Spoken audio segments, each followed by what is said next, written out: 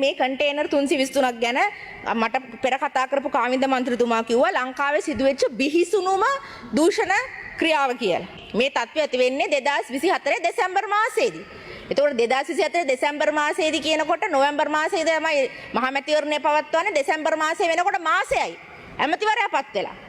ඇමතිවරයා පත් වෙලා මාසයක් ඇතුළත තමයි මේ ප්‍රශ්නේ ඇති වෙන්නේ. එතකොට එහෙම තත්වයකදී පවා වගකීමක් අරගෙන ජනතාව වෙනුවෙන් වගකීමක් අරගෙන නිලධාරීන් වෙනුවෙන් වගකීමක් අරගෙන තමයි රජයේ වෙලාවේ කටයුතු කරලා තියෙන්නේ.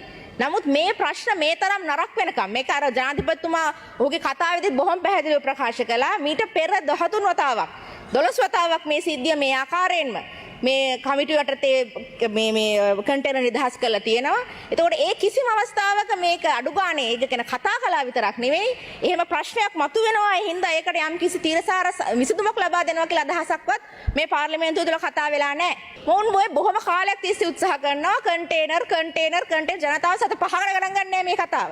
නමුත් එහෙම කියද්දි හැම පාර්ලිමේන්තු සතියෙම മന്ത്രിවරු කිහිප දෙනෙක් නැගිට කන්ටේනර් කියලා මේ ප්‍රශ්නේ මේක මේ හැම සතියෙම මේක මතු කරන්නේ ජනතාවගේ අවධානය ඩිස්ට්‍රැක්ට් කරන්නේ. එහෙම නැත්නම් මේ පාර්ලිමේන්තුවේ නිකන් ඒගොල්ලෝ හිතන අපේ අපහසුතාවයටපත් වෙයි කියලා කන්ටේනර් කියලා කිව්වහම අපිට හැම ප්‍රශ්නයක් නැහැ.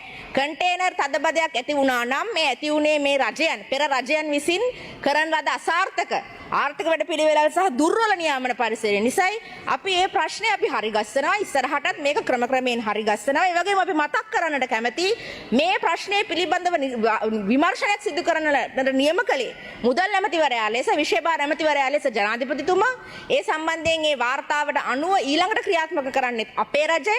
මේක දැනටමත් CID එකට මේ සම්බන්ධව වෙනත් කරුණු තියෙනවද කියලා වාර්තා කිරීමේ විමර්ශනයට යොමු කරලායි තියෙන්නේ. එහෙම තියෙද්දි මේ අයිස් කතන්දරයක් යට ගහන්නට මේගොල්ලෝ ඉඳගෙන මේ අයිස් කන්ටේනර් ආපු හින්දා මේ දූෂණය ගැන කතා කරනවා.